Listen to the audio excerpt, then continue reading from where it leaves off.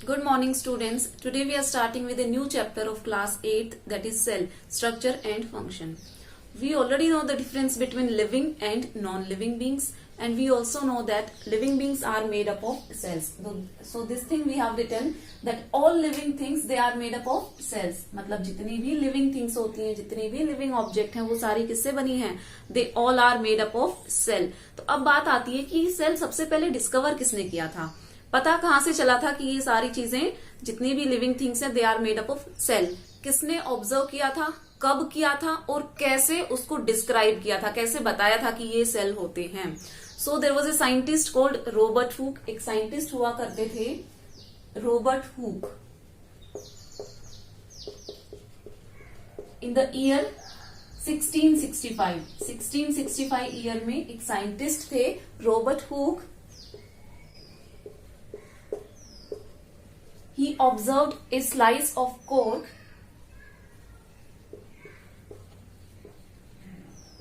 under self-made microscope.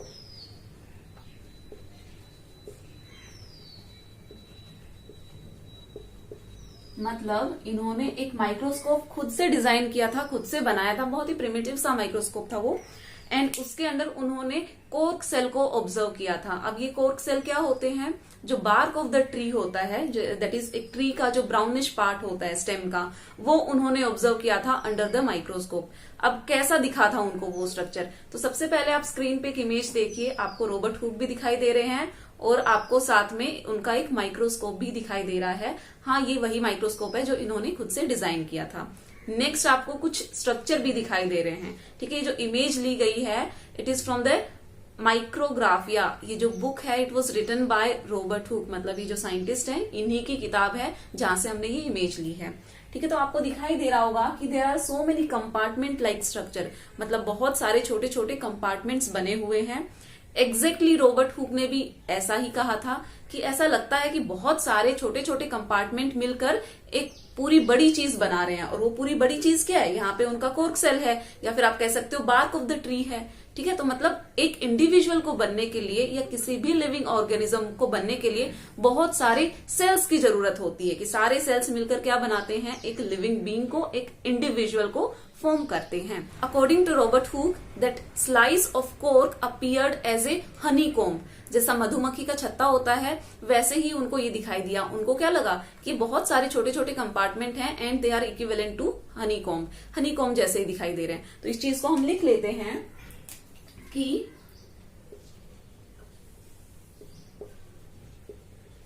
cork slice looked like honeycomb. ठीक है, कैसा दिखाई दिया था उनको? हनीकॉम जैसा दिखाई दिया था, मधुमक्खी के छत्ते जैसा दिखाई दिया था.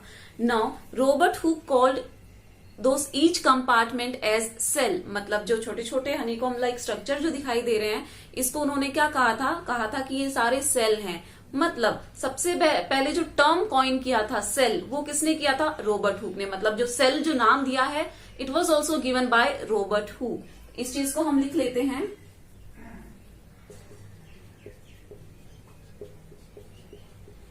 Robert Hooke called every compartment as cell. ठीक है, and what is the meaning of cell? Cell का मीनिंग होता है टाइनी रूम या स्मॉल रूम. मतलब एक छोटा सा रूम, एक छोटा सा कंपार्टमेंट. तो इसको हम ड्रॉ करने की कोशिश करते हैं कि कैसा उनको दिखाई दिया होगा. Somewhat it looks like honeycomb structure, है ना? honeycomb भी कुछ ऐसा ही रहता है जिसमें बहुत सारे कंपार्टमेंट्स रहते हैं. So each compartment is a cell. तो अब आपको ये समझ में आ गया कि सेल टर्म कहां से आया था, सबसे पहले किसने ऑब्जर्व किया था और क्या चीज ऑब्जर्व की थी. क्या चीज ऑब्जर्व की थी? Slice of cork. ये आपको पता होना चाहिए. नेक्स्ट एक चीज और है कि रॉबर्ट हुक ने जो सेल्स ऑब्जर्व किए थे they were the dead cell. मतलब जो कोर्क है वो डेड सेल से बना रहता है. ठीक है, तो आपसे कई बार एक क्वेश्चन पूछा जाता है who discovered cell? The answer will be Robert Hooke. अगर आपसे ये पूछ लिया जाए हु डिस्कवर्ड डेड सेल, कि डेड सेल किसने डिस्कवर किया था, तो भी आंसर आपका क्या होगा, रॉबर्ट हुक, क्योंकि सबसे पहले जो सेल ऑब्जर्व किए गए थे they were the dead cell. तो इस पॉइंट को हम लिख लेते हैं, the cells of cork were dead cell. अब सेल के बारे में हम और थोड़ी चीजें जान लेते हैं, that cell is the structural unit of life. इस चीज को हम अभी एक्सप्लेन करेंगे कि जो सेल है they are called structural unit of life. So students, what do we understand by the term structural unit? किसी भी चीज की स्ट्रक्चरल यूनिट का मीनिंग क्या है कि एक स्ट्रक्चर है, फॉर एग्जाम्पल एक ह्यूमन बींग मैं हूं, मेरा जो स्ट्रक्चर है उसकी यूनिट क्या है, बेसिक यूनिट क्या है, इट इज द सेल। क्योंकि सेल बहुत सारे सेल्स ने मिलाकर क्या बनाया है, पूरी बॉडी का डेवलपमेंट किया है। In the same way plants में भी बहुत सारे सेल्स मिलकर क्या बनाएंगे, पूरा प्लांट बना देंगे। अगर हम यहाँ पे एग्जाम्पल लेते हैं एक दीवार का, एक वॉल का, तो वॉल किससे बनी है, एक घर किससे बना होता है, ईंटों से बना होता है या फिर पत्थर से बना होता है। तो आप क्या कह सकते हो कि जो एक ईंट है वो उसकी एक यूनिट है। जब बहुत सारी यूनिट्स को आप एक साथ जोड़ दोगे तो पूरा स्ट्रक्चर बन जाएगा। So we are saying that cell it is the structural unit of life. जब बहुत सारे सेल्स मिले तो पूरा एक ऑर्गेनिज्म उन्होंने बना दिया, and that organism it is surviving and the basic unit of that organism is the cell.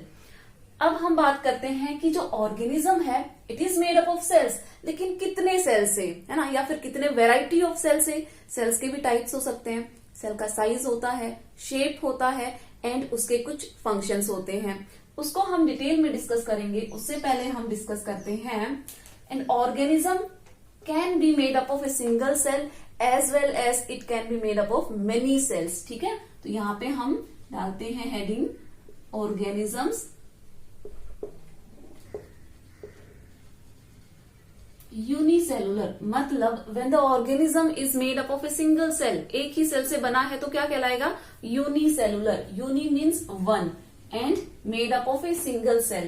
So I can write here that those organisms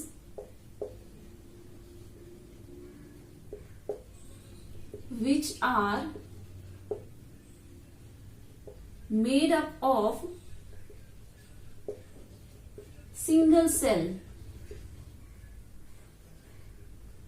are called unicellular. तो हमारे पास डेफिनेशन आ गई कि what is unicellular, those organisms which are made up of a single cell. अगर यहाँ पे हम example लिखना चाहें, example will be amoeba and paramecium. आप स्क्रीन पे इमेज देखिए, जो इमेज आपको दिखाई दे रही है it is of amoeba and the second one it is of paramecium. ये दोनों कैसे ऑर्गेनिजम्स है, ये पूरा का पूरा एक जीव है, एक ऑर्गेनिज्म है, but made up of a single cell. इनकी बॉडी में सिर्फ एक सेल है। जैसा हमने देखा कि हमारी बॉडी में तो इतने सारे सेल्स हैं, लेकिन ये कैसे ऑर्गेनिज्म है कि इनकी बॉडी में सिर्फ एक सिंगल सेल है, and that single cell is performing all the functions, सारे के सारे फंक्शंस। अब फंक्शंस क्या हो सकते हैं, चलो हम अपने से कंपेयर करते हैं कि हम सांस लेते हैं, ठीक है, हम खाना खाते हैं और अनडाइजेस्टेड फूड को हम एक्सक्रीट आउट करते हैं। तो ये कुछ 2-3 फंक्शंस जो हमने देखे हैं, क्या ये सारे फंक्शंस ये एक सिंगल सेलुलर ऑर्गेनिज्म कर पा रहा है? यस, जो अमीबा है, पैरामीशियम है, ये सारे के सारे ऑर्गेनिजम्स भी वही सारे फंक्शन करते हैं जो एक मल्टी सेलुलर ऑर्गेनिज्म करता है। यानी कि जो फंक्शन हम कर रहे हैं वही सारे फंक्शन वो एक सिंगल सेल भी कर पा रहा है। मतलब that is capable enough of performing all those functions. Now we'll write down the multicellular organisms.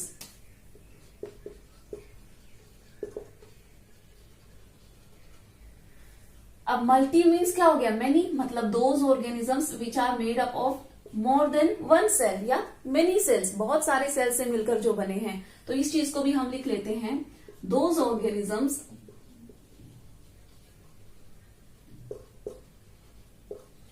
which are made up of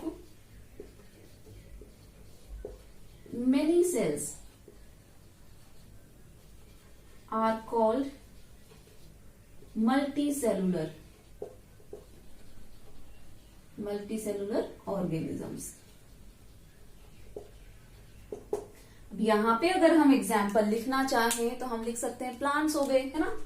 जो भी चीजें आपको आसपास दिखाई देती हैं generally they are multicellular, क्योंकि जो यूनिसेलुलर हैं they are very small in size, हम उनको माइक्रोस्कोप के अंडर ही ऑब्जर्व कर सकते हैं।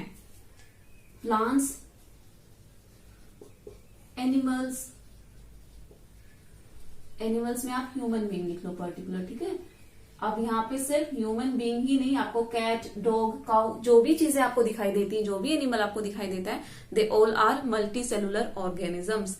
अब एक चीज यहाँ पे और हम बात करेंगे, आपने हेन का एग देखा होगा, है ना, मुर्गी का अंडा देखा होगा, तो that is also a single cell. मतलब सोचो वो सेल इतना बड़ा है विच इज इजिली विजिबल, है ना, कि कितना बड़ा होता है साइज में, but it is a single cell, वो एक सिंगल सेल है। तो आप ये नहीं कह सकते कि जो सेल है वो हमेशा माइक्रोस्कोपिक होता है, मतलब हमेशा इतना छोटा साइज में होगा कि हमें दिखाई नहीं देगा। कुछ ऐसे एक्सेप्शंस भी हैं, कुछ ऐसे एग्जाम्पल्स भी हैं जो हैं तो सिंगल सेल पर वो इतने बड़े हैं कि हम उनको नेकेड आईज से देख सकते हैं। तो यहाँ पे अगर आप एग्जाम्पल लिखते हो यूनिसेलुलर में, hence egg, it is correct, ठीक है। जो मुर्गी का जो अंडा है वो भी एक सिंगल सेल है। Now will talk about shape of cells, की जो सेल्स के जो शेप हैं वो कितने टाइप के हो सकते हैं। क्या सारे सेल्स एक जैसे दिखते हैं, सबका शेप एक जैसा है? चलो हम सबसे पहले एग्जाम्पल लेते हैं अमीबा का। जैसा कि आपने अभी अमीबा देखा, एक बार फिर से देख लो। अमीबा का शेप आप कैसे भी ड्रॉ कर सकते हो। बड़ी इंटरेस्टिंग बात है कि आप चाहो तो अमीबा को ऐसे ड्रॉ कर लो, चाहो तो ऐसे ड्रॉ कर लो, एंड जैसा आपका मन करे आप जैसा चाहो वैसा डायग्राम बना सकते हो अमीबा का, because it do not have a well defined shape. उसका कोई भी वेल डिफाइंड शेप नहीं है, वो अपना शेप चेंज करता रहता है, ठीक है। तो ये सारे के सारे क्या है, अमीबा है। अगर आपसे एग्जाम में स्ट्रक्चर बनाने के लिए आता है अमीबा का, तो आपकी जो चाहे मर्जी आप बना दो, क्योंकि उसका कोई फिक्स्ड शेप नहीं है अमीबा का, ठीक है। आपका टीचर कभी आपके मार्क्स नहीं काटेगा, लेकिन आपको एक न्यूक्लियस जरूर दिखाना है उसमें। विदाउट न्यूक्लियस हम सेल नहीं कहेंगे किसी चीज को कि ये एक सेल है, ठीक है। इतनी चीज आपको याद रखनी है। तो अमीबा के बारे में बात करते हैं। It do not have a fixed shape,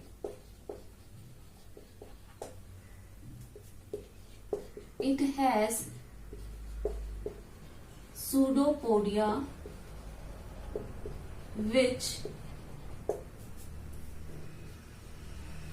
keeps on changing the size and shape of amoeba। एक बात हमने लिखी है कि अमीबा के पास में सूडोपोडिया होते हैं, ठीक है। सूडो का मतलब होता है फॉल्स, पोडिया मतलब होता है फीट, ठीक है। यहाँ पे इसका मीनिंग लिख लो, फॉल्स एंड पोडिया मतलब फीट। मतलब उसके फीट तो है, पांव तो है, लेकिन वो कैसे हैं, सूडो है, मतलब ट्रू फीट नहीं है, हमारे जैसे पांव नहीं है उसके पास में। तो चलो इसको भी हम ड्रॉ करके समझ लेते हैं। आपको ये जो स्ट्रक्चर दिखाई दे रहा है ये क्या है, सूडोपोडिया।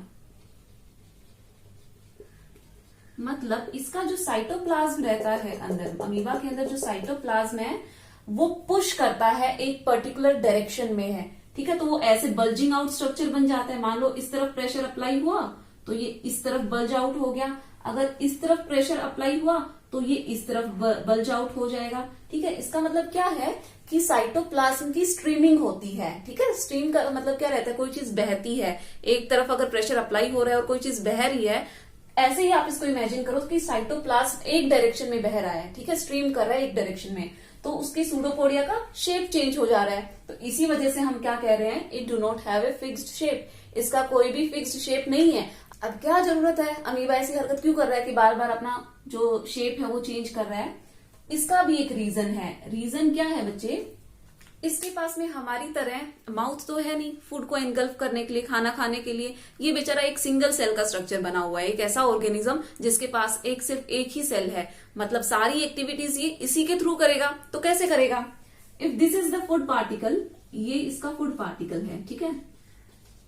अब इसको ये खाना खाना है, कैसे खाएगा? अपने साइटोप्लाज्म को इस डायरेक्शन में पुश करेगा ताकि इसको एनगल्फ कर पाए।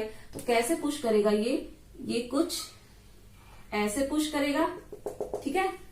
अब अभी भी फूड का एनगल्फ नहीं कर पा रहा है, again it will extend the pseudopodia, ये सूडोपोडिया को एक्सटेंड करते जाएगा, ठीक है। ये देखो शेप चेंज हो रहा है ना, और एक टाइम कैसा आएगा कि इसने एनगल्फ कर लिया है किसको, फूड पार्टिकल को, ठीक है। ये जो फूड पार्टिकल बना, ये फूड पार्टिकल इसके अंदर चला गया है। अब देखो इसने कवर कर लिया है, किसकी हेल्प से कवर किया है, सूडोपोडिया की हेल्प से कवर किया है। अगर आपने देखा होगा तो इट वॉज एनक्लोज्ड, ये एक ऐसे एनक्लोज स्ट्रक्चर बना था, और ये किसका रूप ले लेगा, ये फूड वैक्यूल, ठीक है। अब ये क्या कहलेगा, फूड वैक्यूल, ठीक है। और यहाँ पे फूड का डाइजेशन हो जाएगा, मतलब अपना खाना खाने के लिए या फिर एक प्लेस से दूसरे प्लेस पे मूव करने के लिए ये सूडोपोडिया की हेल्प लेता है, ठीक है। हमारे जैसे चल नहीं सकता है तो समझ लो इसको यहां से यहां पे ट्रेवल करना है, तो सारा साइटोप्लाज्म इस डायरेक्शन में प्रेशर अप्लाई करेगा कि सूडोपोडिया इस तरफ मूव करेंगे, ठीक है। और ऐसे ही एक पोजीशन से दूसरी पोजीशन पे अमीबा मूव करता है।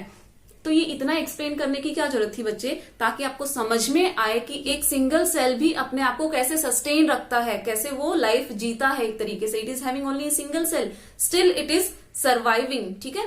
तो इतनी बात आपको क्लियर है। Next will take the example of RBC, that is red blood cell, and WBC.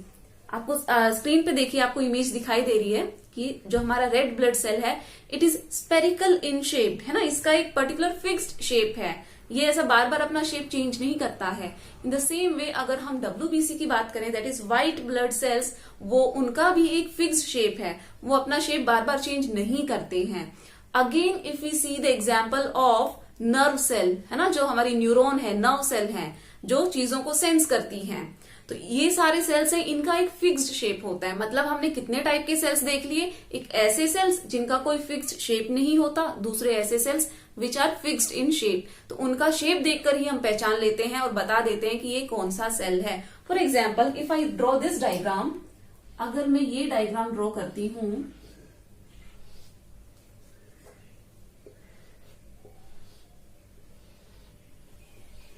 ये डायग्राम देखकर आप समझ जाओगे it is the diagram of nerve cell, मतलब जो हमारी नर्व्स होती हैं उनके सेल हैं ये। ऐसा डायग्राम आपको बुक में भी दिख रहा होगा ना। तो ये है एक नर्व सेल, और ये कैसा सेल है, आप कहोगे कि मैम हम तो सेल ऐसे ड्रॉ करते थे कि ये हमने एक सेल बना दिया और ये उसका न्यूक्लियस बना दिया, तो इसका शेप अलग है। It is a cell but it is having a different shape, कैसा, इलोंगेटेड शेप है। इसका भी न्यूक्लियस है, कहां पे है, this is the nucleus. And आपको ये जो स्ट्रक्चर दिखाई दे रहे हैं, they are known as dendrite, इनको हम डेंड्राइट बोलते हैं, और these are the nerve ending. चलो इसके बारे में थोड़ी सी बात हम समझते हैं कि इसका फंक्शन क्या है हमारी बॉडी में। इसका फंक्शन अभी समझते हैं। फॉर एग्जाम्पल मेरे हाथ पे कॉकरोच आके बैठ गया, तो मुझे उसका जो टच है वो फील होगा कि कुछ तो हाथ पे बैठा है। जो फील हुआ ये सेंस किसने किया है, ये मेरी न्यूरॉन्स ने मुझे सेंस करके बताया है कि कॉकरोच बैठा हुआ है हाथ पे। अब ये सिग्नल कहां तक जाएगा, स्पाइनल कोड तक जाएगा, ब्रेन तक जाएगा। ब्रेन आपको वापस से मैसेज देगा, कैसे मैसेज देगा कि कॉकरोच को भगाओ, अपना हाथ झटक दो। तो ये जो प्रोसेसिंग हुई है ये किसने करवाई है, ये इन्हीं नर्व सेल ने करवाई है। ये सारे कनेक्टेड रहते हैं एक दूसरे से। तो ये जो नर्व है, इसकी जो डेंड्राइट है, ये सेंस करती है, इंफॉर्मेशन को सेंस करती है। दूसरा एग्जाम्पल अगर मैं कहूं कि आपने समझ लो गर्म पानी में हाथ डाल दिया, तो तुरंत आप हाथ हटा लेते हो। कैसे हटाते हो, आपकी न्यूरॉन्स ने सेंस किया है ना कि इट इज हॉट, कि ये गर्म है, हटाना है यहां से, तो तुरंत आपके पास मैसेज गया आपके ब्रेन में कि हाथ को हटाना है क्योंकि वो गर्म है। तो ये सारी जो चीजें हो पा रही हैं किसकी वजह से हो पा रही हैं, ये एक स्पेशल टाइप ऑफ सेल की वजह से हो पा रही हैं, ठीक है। और यही स्पेशल सेल्स पूरा एक नेटवर्क बना देते हैं जिनको हम कहते हैं नर्वस सिस्टम, की एक पूरा सिस्टम डेवलप हो गया है। यहाँ पे जो हम डायग्राम देख रहे हैं it is a single cell of nerve, nerve का एक सिंगल सेल है। तो आपको समझ में आया कि सेल्स कितने टाइप के हो सकते हैं, क्या उनके अलग अलग फंक्शन हो सकते हैं। अभी हमने रेड ब्लड सेल को देखा था, चलो रेड ब्लड सेल को भी हम बना लेते हैं। This is a diagram of red blood cells. Somewhat similar to the spherical in shape. ठीक है, ये आरबीसी हो गया आपका। It do not contain nucleus. ये बात आपको पता होनी चाहिए बच्चे कि आरबीसी हमारी बॉडी में इकलौता ऐसा सेल है जिसके पास न्यूक्लियस नहीं होता है। ठीक है, अब इसके पीछे रीजंस क्या है, कैसे ये सरवाइव करता है, ये सारी चीजें आप अपनी हायर क्लासेस में पढ़ोगे। अभी आप इतना जानो कि RBC do not have nucleus, इसके पास में न्यूक्लियस नहीं है। Know what is the function of RBC? अब आप कहोगे कि मैम ऑक्सीजन कैरी करता है। ठीक है, जो हम सांस लेते हैं और जो ऑक्सीजन इनहेल करते हैं वो कहाँ पे जाके, लंग्स में जाके एक्सचेंज हो जाती है और ब्लड उसको कैरी करके पूरे बॉडी में सर्कुलेट कर देता है। तो इसका अपना एक अलग फंक्शन है, नर्व सेल का अपना एक अलग फंक्शन है। ठीक है, तो हम क्या कहेंगे कि जो अलग अलग सेल्स हैं एक ऑर्गेनिज्म में वो अलग अलग फंक्शन भी करते हैं। अब अगर मैं यहीं पे एक मसल सेल को ड्रॉ कर लूं, दिस इज ए डायग्राम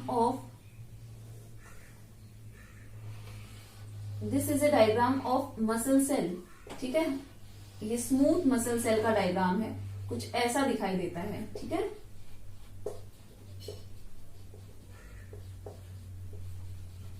इसके अंदर भी न्यूक्लियस है और ये कैसा इलोंगेटेड सा स्ट्रक्चर है, दैट इज स्पिंडल शेप। तो अगर शेप के बारे में मैं बात करूं तो ये हो गया स्पिंडल शेप, ये हो गया आपका स्पेरिकल शेप, ये हो गया elongated shape.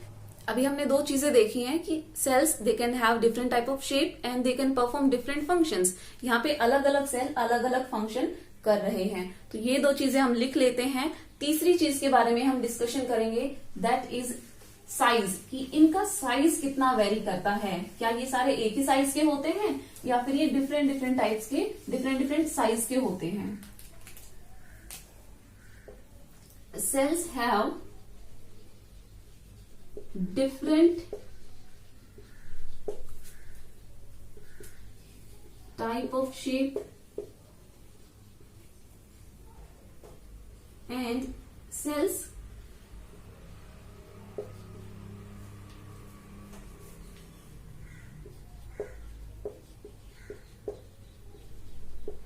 can perform different functions। ठीक है, अभी ये दो पॉइंट हमें पता चले, जस्ट अभी हमने डायग्राम के थ्रू समझे हैं। तीसरा पॉइंट हम समझेंगे, सेल्स वेरी इन साइज, कि ये साइज में वेरी करते हैं। Here will take the example of bacteria. जो बैक्टीरिया है उसका साइज कितना होता है, क्या वो हमें दिखाई देता है? The answer is no, bacteria is not visible to us. Size of cells की अगर हम बात करें तो here will talk about bacteria. Bacteria का शेप हो सकता है बच्चे 0.1 माइक्रोमीटर टू 0.5 माइक्रोमीटर, ये स्मॉलेस्ट साइज है। ठीक है, सबसे छोटा साइज क्या हो सकता है सेल का? 0.1 से लेकर 0.5 mm तक। ठीक है, स्मॉलेस्ट साइज। अब हम बात करते हैं लार्जेस्ट सेल की, कि जो सबसे बड़ा सेल होगा वो कितना बड़ा हो सकता है साइज में, that is ostrich egg. Ostrich egg है, इसका साइज होता है 170 mm2 into 130 mm। ठीक है, ये साइज होता है 170 mm into 130 mm तक का साइज होता है ऑस्ट्रिच एग का। तो आप देख सकते हो कितना बड़ा है साइज में। ठीक है, तो ये क्या है? Largest cell. ये लार्जेस्ट सेल का एग्जाम्पल है कि लार्जेस्ट सेल का साइज कितना हो सकता है, इतना साइज हो सकता है। और क्या एग्जाम्पल है? Ostrich egg. एंड जो आपके जो बैक्टीरिया हैं, इवन जो वायरस हैं, वो तो इनसे भी छोटे साइज में रहते हैं। लेकिन यहाँ पे हम वायरस के बारे में बात नहीं करेंगे क्योंकि हम उनको लिविंग एंड नॉन लिविंग दोनों के बीच का मानते हैं। उनको एग्जैक्ट ना लिविंग बोलते हैं, ना ही हम उनको नॉन लिविंग बोलते हैं। चलो, इतनी बात क्लियर है आपको? Now will talk about parts of cell, कि सेल के क्या क्या कंपोनेंट्स हैं, क्या क्या उसके पार्ट्स हैं। Firstly will discuss the nucleus, cell membrane और प्लाज्मा मेम्ब्रेन एंड साइटोप्लाज्म। तो एक सिंपल सा स्ट्रक्चर ड्रॉ करते हैं। ये एक सिंपल सा स्ट्रक्चर है, इसमें जो आपको मेम्ब्रेन दिखाई दे रही है इसको हम बोलते हैं plasma membrane. Plasma membrane. Then ये स्ट्रक्चर जो हमने ड्रॉ किया है अंदर, दिस इज द न्यूक्लियस। ठीक है, तो ये न्यूक्लियस हो गया, और ये जो न्यूक्लियस और प्लाज्मा मेम्ब्रेन के बीच का जो पार्ट है, this we call as cytoplasm. ये क्या हो गया? साइटोप्लाज्म। ठीक है, तो बेसिक से 3 कंपोनेंट जो हर सेल में मिलेंगे, अब वो प्लांट सेल हो या वो एक एनिमल सेल हो, ये 3 चीजें तो सारे सेल्स में आपको मिलेंगी। दैट इज आपको साइटोप्लाज्म भी मिलेगा, न्यूक्लियस भी मिलेगा, प्लाज्मा मेम्ब्रेन भी मिलेगी। अब एक कंपोनेंट और ऐड करते हैं हम, that is cell wall. Cell wall. अब आउटसाइड अगर मैं एक मेम्ब्रेन और ड्रॉ कर देती हूं, तो ये क्या हो गई? ये हो गई आपकी सेल वॉल। लेकिन जैसे ही सेल वॉल प्रेजेंट है, अब आप ये नहीं कहोगे कि it is a animal cell. नहीं, अब ये एनिमल सेल नहीं बचा, अब ये क्या हो गया? ये प्लांट सेल हो गया है, क्योंकि cell wall is the feature of plant cell. ठीक है, तो जैसे ही सेल वॉल आ गया तो आप क्या कहोगे? Now it is a plant cell, अब ये एनिमल सेल नहीं है। अब एक कंपोनेंट हम और ऐड कर देते हैं, जब हमने प्लांट सेल की बात की ही है, तो एक component will add, that is vacuole. ठीक है, ये भी हम ड्रॉ करेंगे कि ये कहां प्रेजेंट है। Let's draw it here. ये आपको जो स्ट्रक्चर दिखाई दे रहा है, इसका नाम हमने दे दिया है वैक्यूल। ठीक है, one more component is plastid. Plastid and it contains chloroplast. चलो इसको हम ड्रॉ करेंगे, प्लास्टिड को। This is A plastid. ठीक है, इसको हमने कह दिया, now it is A plastid. ठीक है, तो अब आप देख सकते हो कि एक सेल के कितने सारे कंपोनेंट हो सकते हैं, लेकिन यहां पे हमने क्या बोला है? Component of cell. ये नहीं बोला कंपोनेंट ऑफ प्लांट सेल या फिर कंपोनेंट ऑफ एनिमल सेल। हमने एक जनरल सेल की बात की है। Now will talk about different functions of these component. अब हम इनके फंक्शंस की बात करेंगे। चलो one by one will discuss.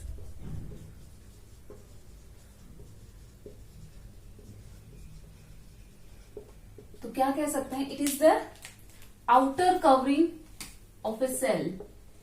Outer covering of a cell which separates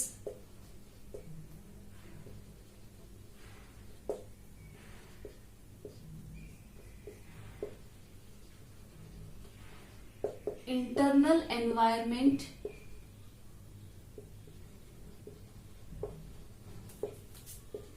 of cell from outer environment। चलो इसका क्या मतलब हुआ? ये मैंने कुछ सेल्स ड्रॉ कर दिए हैं।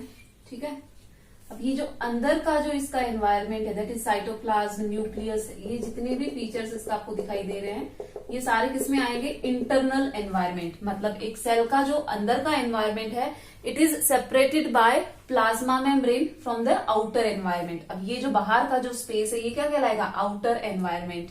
तो ये जो आपको प्लाज्मा मेम्ब्रेन आपको दिखाई दे रही है, ये क्या, इसका क्या फंक्शन है? एक तो ये आउटर कवरिंग है सेल की, दूसरी ये सेपरेट कर रही है इंटरनल एंड एक्सटर्नल एनवायरनमेंट को। सेल के अंदर के एनवायरनमेंट एंड सेल के बाहर के एनवायरनमेंट को डिफरेंट, एक सेपरेट कर रही है, मतलब एक बैरियर की तरह काम कर रही है। ठीक है, लेकिन ये अलाउ भी करती है कि जो सेल के अंदर की कुछ सब्सटेंस है वो बाहर जा सके और बाहर से अंदर आ सके। मतलब क्या है? ये सेलेक्ट करती है चीजों को और अलाउ करती है एक्सचेंज ऑफ सब्सटेंसेस। ठीक है, इतनी बात समझ में आई।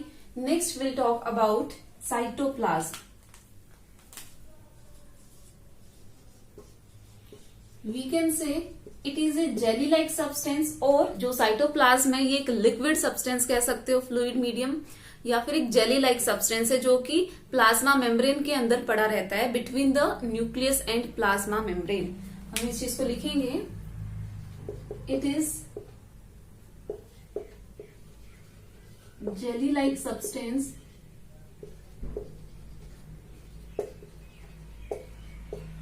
present in the cell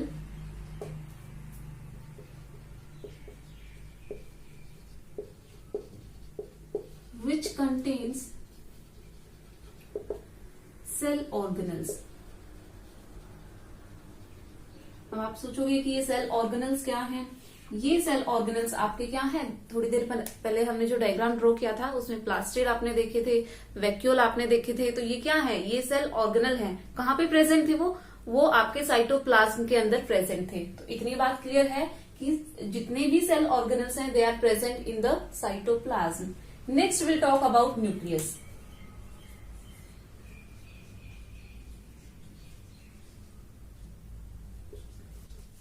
generally the nucleus is present in the centre of cell. Cell के सेंटर में पाया जाता है and it contains chromosome.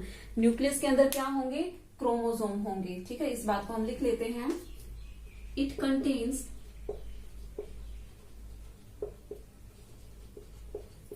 chromosomes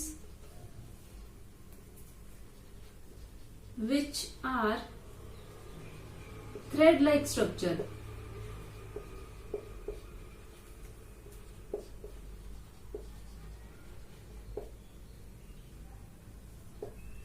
ठीक है, कैसे थ्रेड लाइक स्ट्रक्चर हैं? ये कुछ ऐसे थ्रेड लाइक स्ट्रक्चर हैं। ठीक है, इन क्रोमोसोम्स के ऊपर जीन्स होते हैं। Genes are located on chromosomes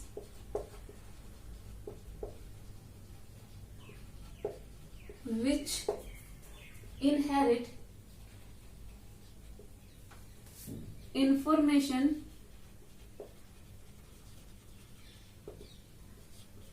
from one generation to other। मतलब ये जो जीन्स हैं जो कि क्रोमोसोम्स पे प्रेजेंट हैं, ये एक जनरेशन की इंफॉर्मेशन को दूसरी जनरेशन में पास करते हैं। चलो इसका एग्जाम्पल हम समझते हैं। फॉर एग्जाम्पल, मैं आपसे ये कहूं कि आपकी आईज आपकी मम्मी से मैच होती हैं, आपका नोज आपके पापा से मैच होता है, आपके हेयर्स आपके पापा से मैच होते हैं, मतलब आपके अंदर कुछ ऐसे कैरेक्टर्स हैं जो आपके पेरेंट्स के साथ में मैच हो रहे हैं। तो ये मैच कहाँ से हुआ? ये कैरेक्टर्स क्यों इतनी मैचिंग शो कर रहे हैं? Because they are inherited from your parents. आपने इन कैरेक्टर्स को अपने पेरेंट्स से इनहेरिट किया है। अब किस फॉर्म में इनहेरिट किया है? क्रोमोसोम की फॉर्म में। ठीक है, पेरेंट्स के क्रोमोसोम आपके अंदर है 50% of chromosome from your mother and 50% of chromosome from your father. अब इन क्रोमोसोम्स के ऊपर क्या थे? जीन्स थे। ये बात हमने लिखी है कि इनके ऊपर जीन्स लगे रहते हैं क्रोमोसोम्स के ऊपर। ठीक है, and they carry the information from one generation to another. तो फादर एंड मदर की इंफॉर्मेशन हमारे अंदर आ गई। ठीक है, अब हमारी जो जनरेशन है वो फर्दर हमारे बच्चों में चली जाएगी। ठीक है, तो ये क्या हो गया? एक तरीके से ये इनहेरिटेंस का काम कर रहा है। ठीक है, विरासत में मिली हुई चीज होती है ना, एग्जैक्टली आप वैसा ही समझो कि दादा की जमीन पापा को पास हो गई, पापा की जमीन आपको पास हो गई। एग्जैक्टली जो कैरेक्टर्स हैं, पेरेंट्स के कैरेक्टर्स हम में पास हो गए, अब हमारे कैरेक्टर्स हमारी आने वाली जनरेशन में पास हो जाएंगे। तो ये जो पासिंग का जो गेम खेला जा रहा है ना, ये कौन खेल रहा है? क्रोमोसोम कर रहा है। ठीक है, जीन्स कर रहे हैं which are located on the chromosome. तो अब स्ट्रक्चर देखो, स्क्रीन पे दिखाई दे रहा होगा आपको, एक कंडेंस स्ट्रक्चर दिखाई दे रहा है, दैट इज क्रोमोसोम, एंड इनके ऊपर क्या लगे रहते हैं? जीन्स लगे रहते हैं। ठीक है, अब हम बात करते हैं सेल वॉल की। Next part is cell wall.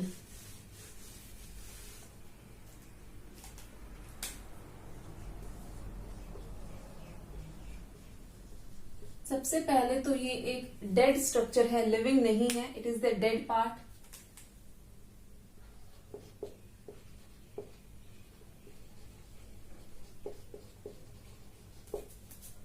which is present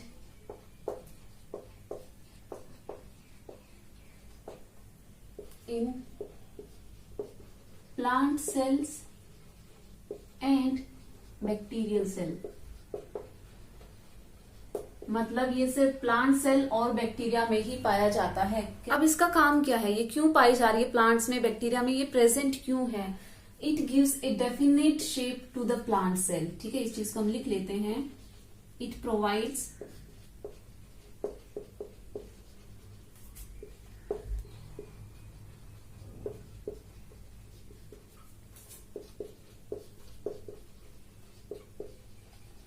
plant cells को एक फिक्स्ड शेप देती है।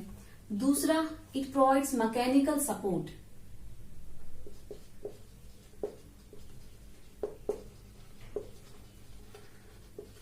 Mechanical support to plants. अच्छा, इसकी क्या जरूरत पड़ी? अब ये जो मैकेनिकल सपोर्ट के बारे में हम बात कर रहे हैं, इसकी क्या जरूरत है? यहाँ पे अगर हम किसी एनिमल का एग्जाम्पल लेते हैं, अपना ही एग्जाम्पल लेते हैं कि अगर बाहर मौसम खराब है तो हम घर के अंदर आ जाते हैं, ठंडी होती है, गर्मी होती है, मौसम चेंज होता है, हम मौसम के अकॉर्डिंग अपने आप को भी चेंज करते रहते हैं कि गर्म कपड़े पहन लेंगे या फिर गर्मी में कूलर एसी चला लेंगे। पर क्या ये सारे ऑप्शन एक प्लांट के पास हैं? नहीं। जब तूफान आता है, बारिश आती है, आंधी आती है, प्लांट वहीं पे रहता है। ठीक है, ऐसे उसके पास कोई घर नहीं है ना कि वो अपने घर चला जाएगा। तो मतलब उसके सेल्स के पास में कुछ एक एक्स्ट्रा मटेरियल की जरूरत है जो उसको उन हार्श कंडीशन से प्रोटेक्ट कर सके। ठीक है, जो एनवायरमेंटल कंडीशंस हैं उनसे उनको प्रोटेक्ट कर सके। तो वो प्रोटेक्ट करने के लिए क्या स्ट्रक्चर है? It is cell wall. ये सेल वॉल प्लांट में इसीलिए प्रेजेंट है ताकि उसको एक्सटर्नल एनवायरमेंट से प्रोटेक्ट कर सके। इतनी बात क्लियर है बच्चों? These are present only in plants.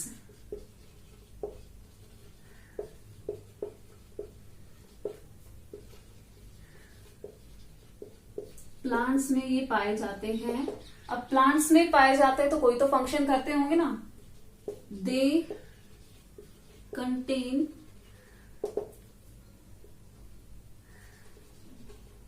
Chloroplast which perform photosynthesis। मतलब इनके पास एक स्ट्रक्चर पाया जाता है अलग से, प्लास्टिड्स का एक पार्ट कह सकते हो आप chloroplast, which contains green pigment that is chlorophyll। ठीक है, ग्रीन पिगमेंट होता है क्लोरोफिल जो फोटोसिंथेसिस में हेल्प करता है। प्लांट अपना खाना खुद बनाता है ना, हमारे जैसे नहीं है, हम अपना खाना खुद नहीं बनाते, हम तो प्लांट से ही अपना फूड लेते हैं या फिर दूसरे ऑर्गेनिजम्स को खाते हैं। जैसे कि जो नॉन वेजिटेरियंस होते हैं वो एग खाते हैं या चिकन वगैरह खाते हैं। तो एक तरीके से हम अपनी बॉडी में हमारे फूड का सिंथेसिस नहीं हो रहा है, हमें एक एक्सटर्नल सोर्स चाहिए होता है खाना खाने के लिए। लेकिन प्लांट्स के साथ में ऐसा नहीं है, they can synthesize their own food. और उस फूड को सिंथेसाइज करने के लिए उनके पास एक स्ट्रक्चर तो होना चाहिए ना। तो वो आपका स्ट्रक्चर है chloroplast which is located in plastid. ठीक है, जो कि फोटोसिंथेसिस करवाता है जिससे कि प्लांट एनर्जी का फॉर्मेशन करता है और उसी एनर्जी को वो खुद भी यूटिलाइज करता है और इवन हम भी उसको यूटिलाइज करते हैं। हम भी तो प्लांट्स ही खाते हैं ना, एक तरीके से जो रोटी खाते हैं वो प्लांट से ही तो मिलती है। तो इतनी आपको बात क्लियर है कि प्लास्टिड का क्या फंक्शन है। Next will talk about vacuole.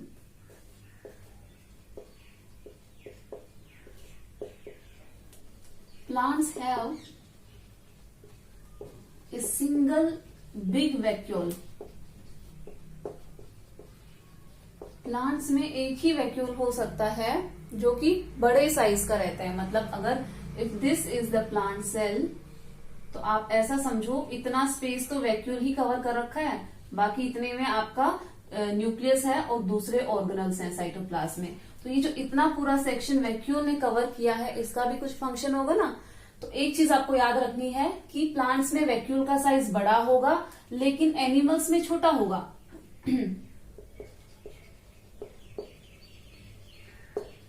Animals may have more than one vacuole।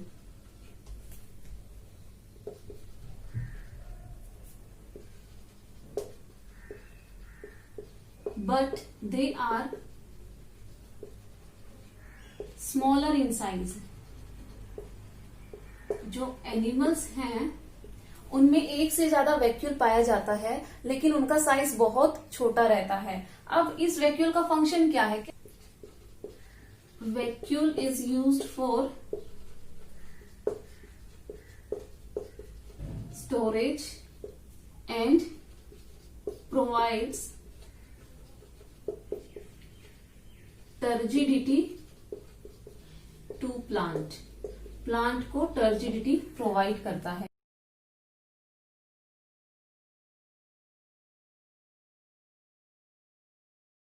अब हम बात करते हैं दो एक्सपेरिमेंट के बारे में डिस्कस कर लेते हैं कि एक प्लांट सेल को ऑब्जर्व करना होगा तो कैसे करेंगे और एक एनिमल सेल को ऑब्जर्व करना होगा तो कैसे करेंगे।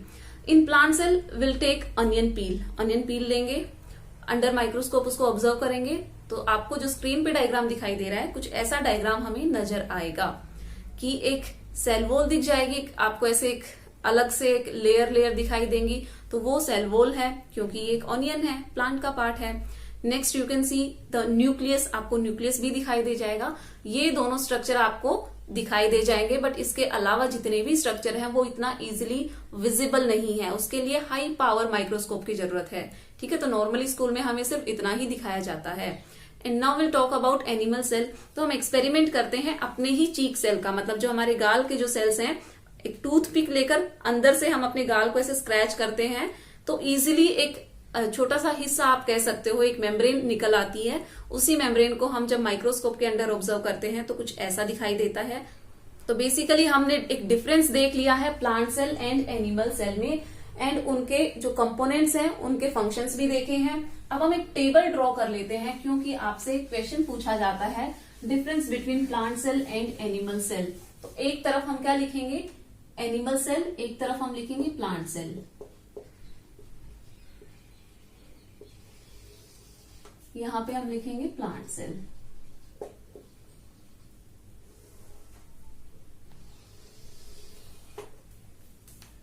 यहां पे हम लिख लेते हैं कैरेक्टर्स, पार्ट्स की, जो प्लांट के जो पार्ट्स हैं। सबसे पहले विल राइट सेल वॉल। अब आप मुझे बताओगे क्या एनिमल सेल में सेल वॉल प्रेजेंट होती है? नहीं, it is absent. And plant cell में इट इज प्रेजेंट। ठीक है, नेक्स्ट प्लाज्मा मेम्ब्रेन।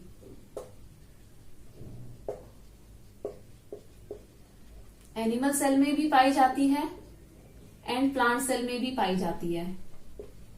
ठीक है, प्रेजेंट के लिए हम टिक सिंबल का यूज कर लेंगे। ठीक है, नेक्स्ट साइटोप्लाज्म, ये भी दोनों में प्रेजेंट है। ठीक है, देन प्लास्टिड,